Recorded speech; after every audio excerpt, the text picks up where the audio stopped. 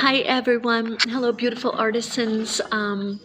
So I decided to come back on live. So we ended the first live that we did because we ran out of time. So the easiest way was to just come back on live and share with you the Kiwandi inspired project that I am beginning today based on a question that one of the artisans had. So if you are new to the channel, what I do over on YouTube, Echo Art with Carmella-T, and what I do here on TikTok is create with all recycled fabrics. And on the first live we did this morning, a little while ago, we went through a whole box of beautiful fabrics that a friend of mine dropped off here at the Guild. We walked around the Guild a little bit, looking at the other artisans' work, and so what we're going to do next is we're going to do a Kiwandi inspired piece. Now, the question that someone had for me was, can you start Kiwandi designing from the middle to the outside? And there are definite different techniques out there where you do start from the inside to the outside. With Kiwandi, the authentic way that they typically do is start from the outside and then go in. And now in the middle, it would be like in the middle of the piece, there would be bunching. Because of that, because from the outside to the middle. So the question was, can they do that? And absolutely. The creativity and the way that you're inspired to do your Kiwandi or to do your Boro Sashiko, there is no right or wrong. If you're looking to learn the authentic Kiwandi, then there is specific ways that is done, including adding fula, what they call fula, or the flowers or the tassels at the corners of the piece. So, but this is what we're going to do today. And I'm going to put the camera down. This will be going to put the camera down. This will be downloaded over to YouTube. I had gone over to YouTube to do a live, and I could not get this to work. So that's okay. And I could not get this to work. So that's okay. We're going to do it here, and then we'll download it for those of you who are going over there looking. So I'm going to share a few pieces with you before we get started. And we're really beginning this today. And now these are just what these are actually. This is a Boro Sashiko inspired mini wall hanging. So this is done with some overlapping and stacking of a few pieces and keeping the whole piece independent of being completely covered with fabrics. This, you have a more traditional form in the middle, the heart. And this is just, you'll see designs like this where they have the smaller and the larger and the larger. So this is Boro. These are all Boro techniques that you can use to create whatever it is, a quilt or mini wall hangings or whatever it is that you're working on. So I'm going to put those to the side. And so yes, typically with the, and I'm going to get some beautiful pieces of fabric here that I want to work with this morning. So these are, this right here is probably about maybe 6. This is probably 6 by 5. That's about what that is. And so I'm getting smaller pieces. Now, the other way I could do this, if I was doing Boro, I could cover the whole piece. But with the Kiwandi, what we want to do is work our way around the outside. Now, we could do it this way. This could be the top because this could be a mini wall hanging. So we'll start here. And it doesn't really matter which side or which corner you choose to work from. It's going to work out fine. Now, the only difference between starting from the outside and going to the inside to answer the question for the viewer, again, just to repeat it one more time, it is the fact that working from the middle out, you will not have the traditional, anyway, the signature bunching in the middle that is, it's a signature to Kiwandi. That's what it is. Because we're doing Kiwandi inspired, we are not, we can, yes, you can definitely start from the middle out. Typically, the Kiwandi, traditionally, they will start from the outside. So we're going to do the outside because that's the layout we're working with today. And so you will see what I'm talking about with the bunching, okay? So I'm getting some smaller pieces of the new fabrics that were just gifted to me today here at the Guild. So I'm just cutting some of these. Hi, I'm glad you found me again. I could not go live over on YouTube for some reason, but that's okay. With this one, we will download over there. That's how we'll do it. That's how we'll do it today because we do need to get this project on the road. So I'm going to tell you something I love are these ladybugs. I love, love, love them. So, okay, we're just getting some fabrics, and we're not doing a specific theme. I am going to do a specific theme. Maybe this weekend I want to do butterflies because people have gifted me. They are so good to me. I can't even stand it. Look, these are butterflies. These were gifted to me. This was just gifted to me, butterflies. Okay, so we're going to do one this weekend of butterflies. I'll just take a few hours out of some downtime. This is downtime for me, and I really need my artwork. I really, really need to be doing my artwork here nowadays. Okay, so I'm just cutting more of these. If you can get repeating designs or fabrics you like, go for them because that's fine. A lot of times my pieces will end up with a floral theme. The reason is I do have a lot of floral when I am thrifting or scouting. That's what I'm looking. That's like I just go towards that, the floral.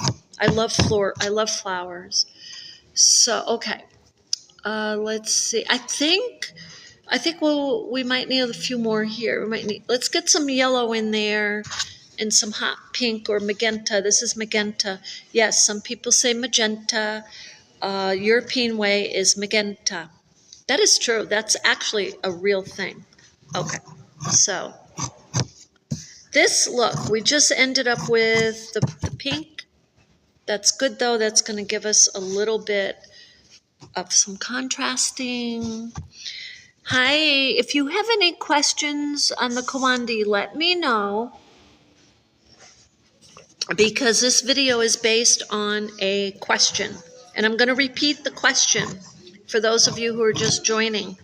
So the question was from a YouTube viewer, can I design my Kiwandi from the inside out? And she referenced that as traditional. Now, when you're talking about Kiwandi, she's talking about another method for sure. Because when you're talking about Kiwandi, the traditional way is from the outside in. And what happens when you do it, you design, and we're going to show you in a minute. And is still inspired because I am not of the city women of India who are descendants of the African tribes in Africa who were working on Kiwandi centuries ago. I am creating based on my inspiration of them, okay, and my appreciation of them. So with that, this is a little bit bigger than I I anticipated. I want to bring it down a bit. Now, when you've got the smaller pieces, you want to consider your embroidery needle. Okay. Hopefully, I picked one thin enough where the eye is not too wide. And if you're using a sashiko needle, which I could, but they're super duper sharp. I'm serious. They do have eyes that are wide enough to accommodate the lacy crochet thread that I'm holding right now. This is your lacy crochet thread, and that's what I use. I get that at the thrift shops. You can use your sashiko thread, okay? You can use your sashiko thread. However, so you just pick whatever row you want it, wherever you want to start. So we're going to start here at the top, and you want to make sure you're overlapping, and maybe get your little threads out here. Now, one of the common questions that come up are, why are you not folding your pieces? You do not need to fold your pieces. If you do fold these pieces, so this is based on the authentic way that they create, and there's different methods. If you fold those, you are definitely going to consider yourself having another layer when you're sewing. So I adapt the Boro Sashiko method of leaving the edges raw. So and I have found that in the Kiwandi too. So you can see right here, go take a sip of this. This is overlapping, okay, and you want it to overlap about, some people will say a whole ½ inch. I say 1/8 of an inch is fine. If you find that it's pulling and you end up look, like you put that over there a little bit and then you end up here with a space, what you can do very simply is put another piece on top of that. Yes, you're getting into Boro Sashiko method of mending, but that is an option. So with that said, with the Kiwandi, you use all different sizes, look at the immediate space after whatever piece you just laid down, okay? So look at that, and you want to cover that about 1/8 of an inch. And I'm just going across here because this is a small piece. I'm not going to have a lot of room over here. I'm not going to have a lot of pieces going across. Okay, so I'm going to pick this, and there. That is my first row. Now, what I do for me, I like to keep things nice and simple. Now, you're going to notice really quickly because it's a small piece, and believe me, we're going to be doing some quilts soon. Very, very soon. But right now, because behind the scenes, I am relocating, we are working on small pieces. So anyway, I turn this towards me, whatever row I'm working on next, and you're going to see why in a minute. So I overlap. You see I'm overlapping. Now this just happens to be flush. It does not need to be flush. So let's get one that's maybe a little bit different size. Oh, we keep ending up here. We'll use this yellow again. We'll go like that. Now you can go over or you can go under, just like with your Boro. I'm going to put that over. But look, I just noticed a little niche there. I just really want to clip that because that can end up in a rip. Okay. So I'm just going to put that back there. Okay. So now I have this little space here. Okay. Do I need to have a piece that's exactly the size of that space? No, I do not. And I'm going to show you something. So I'm going to put this here. I'm going to put it underneath. And it's going over the edge. So I just really do want to just...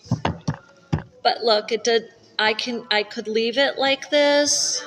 I could leave it like that. Or I could put it underneath. Actually, you know what? I'm going to leave it like that. I just clipped it toward, and I'll trim my edges again I will trim those.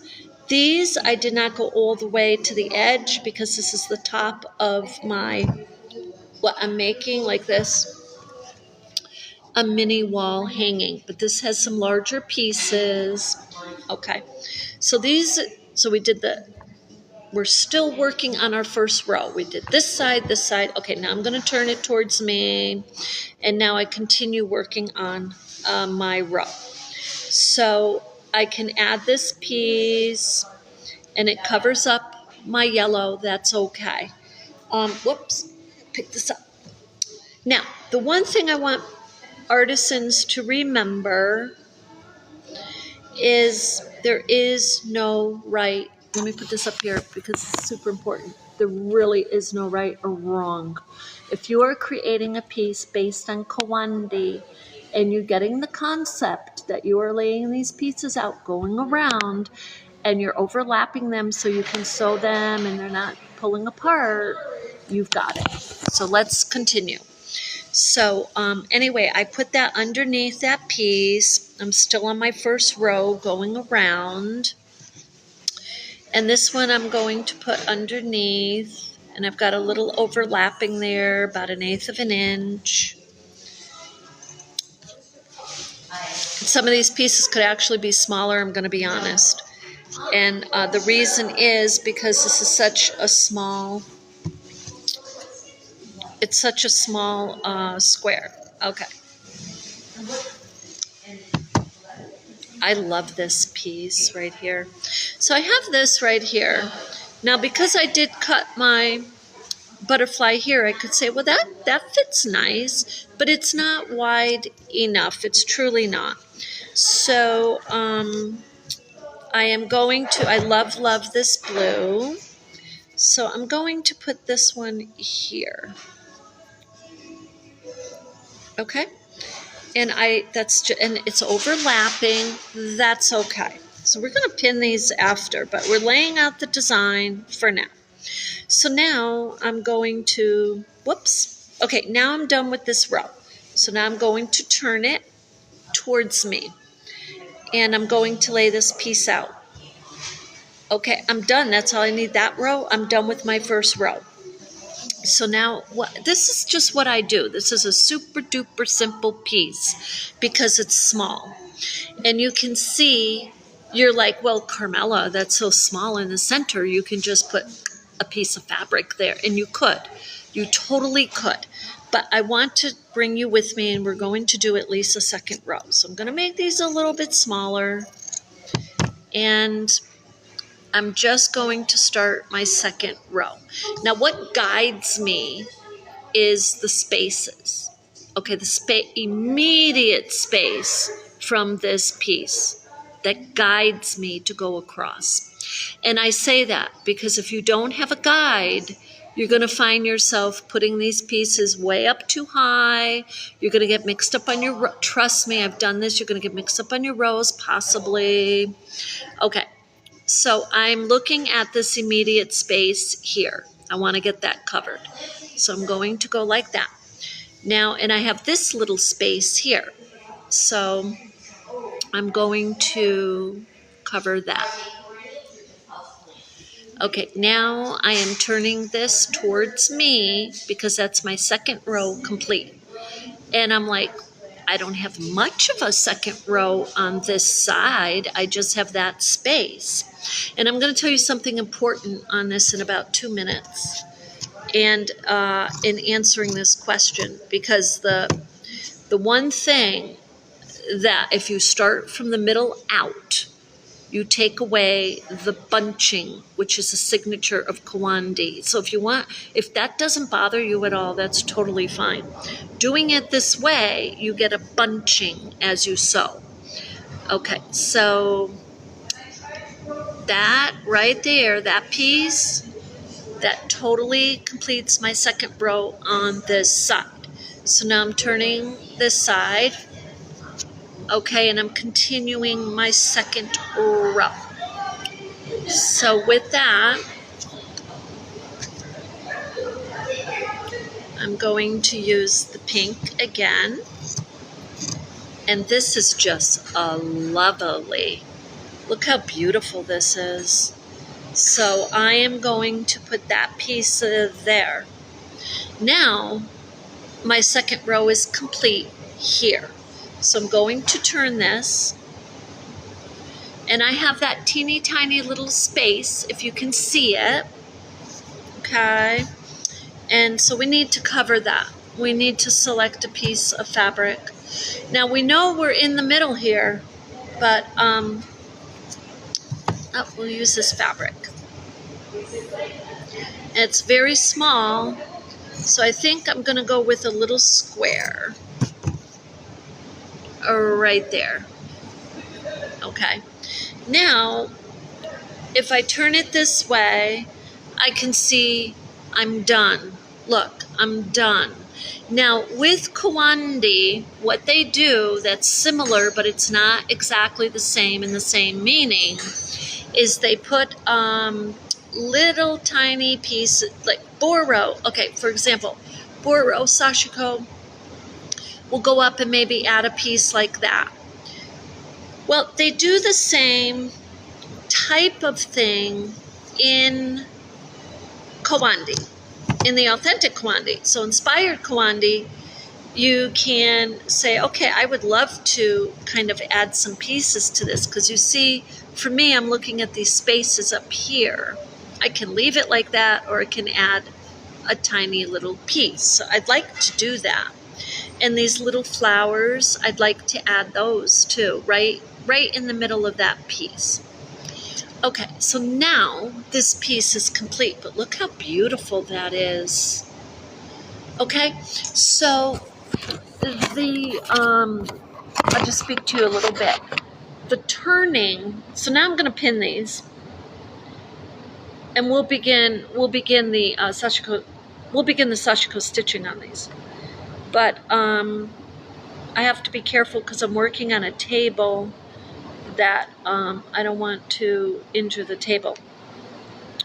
But we'll start the sashiko stitching, or the visible stitching. We won't finish it because this will take time. However, I'll talk to you about the design. I want to hold it up and talk to you. But first, I'll get some of these pinned. So if you're coming along with me on this, get your fabrics, just lay them out. If you get stuck on it, just ask me whatever questions you want.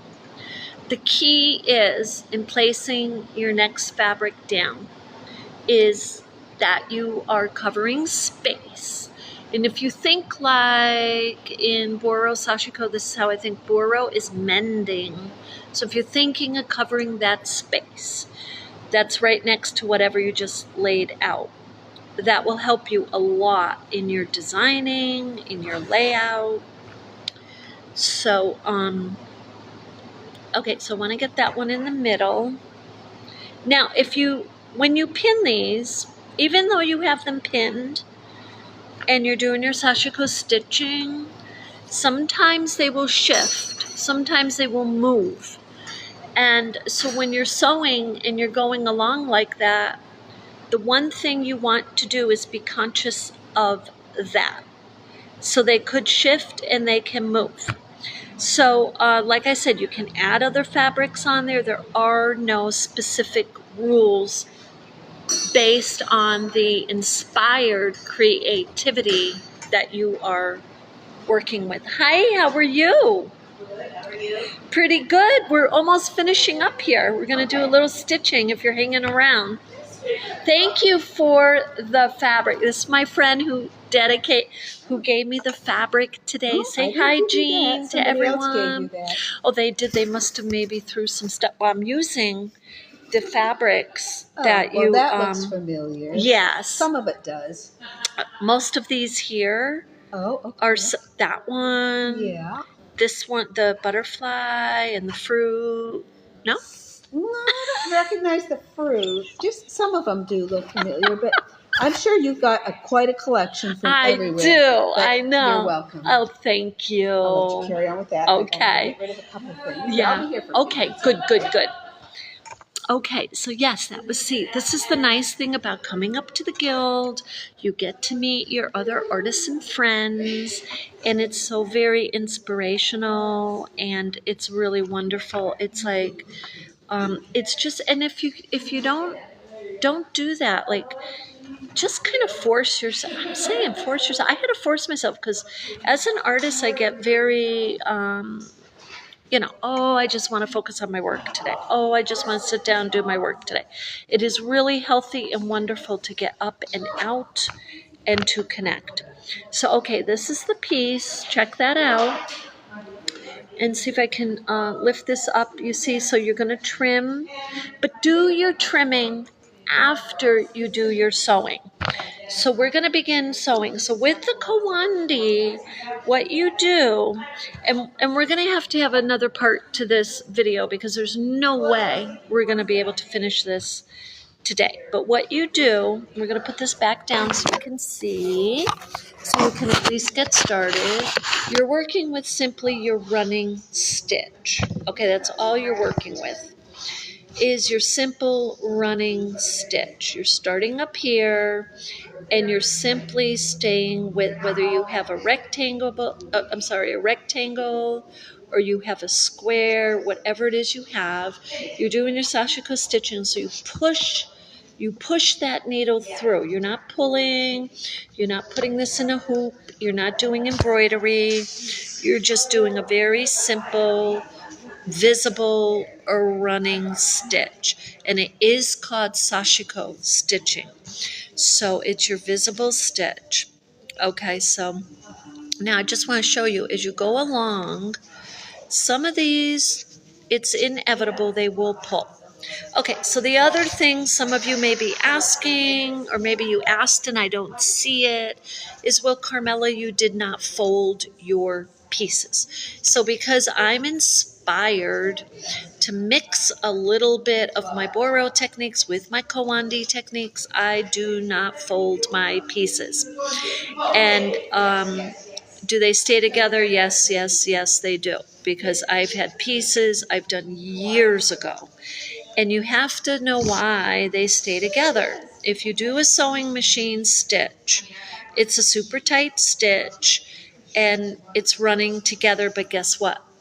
It is the same stitch. Okay, now I'm going to turn. Again, you're going to notice me doing this especially with Kiwandi because I want my stitches to go around. And there's a couple of different ways that you can end up doing this. And I'll have to, if I can get YouTube going when I go home later, I can talk to you more specifically in my next video about it. However, there's a few ways that I have adapted to go around with my sashiko stitching for my Kiwandi pieces. And that is, I can go around, I'll just tell you, because if you're a sewist and you've done your Kiwandi, and I know there's a number of you out there sharing with me that you've done and you do your Kiwandis. You can do continual going around, which is an authentic way to do it. Or you can, what I did, because it would just was easier for me, I would go around. Seriously, this is how I would do it. You got to remember, it's inspired. It is not, you're not doing it the authentic way that the city women of India are doing it. But I would go around completely and stop. And I would just tie it off. And then I would start like a fingernail length from that, and I would go around again. But it helped me to get oriented to how they were doing it until I knew how to do it fluently, and I could just go around without stopping and tying. So you can do it like that. Okay, so now look, I finished this row. Okay, now I turn it again towards me on the row that I am stitching. And I'm only being really specific like that because you can get mixed up. It's just an easy way to do it. Okay, and once you go around like this, and especially in a piece like this, then you've got like 50%, almost 50% of your patches are sewn or they're adhered. They're staying in place. So you don't need your pins. You don't need the pins necessarily.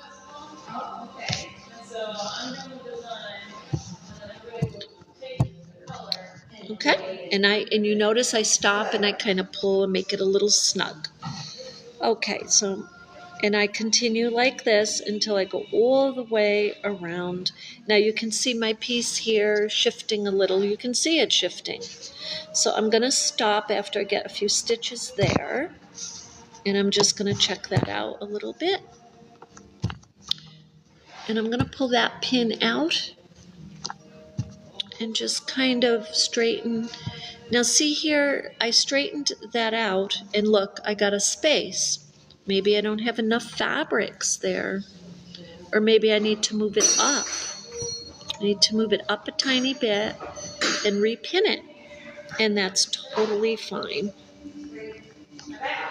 That's totally fine. Okay, now I'm going to turn it towards me again, and I'm going to go up. Now I may not have enough thread to finish this row, or I might.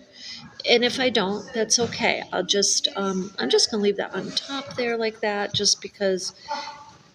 No, and it's frustrating because yesterday I got an email saying, Okay. alert, earlier appointment is available.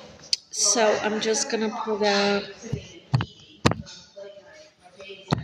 Okay, and we're almost done with this row. Now what you're gonna do with each row is you're going to do the very same thing.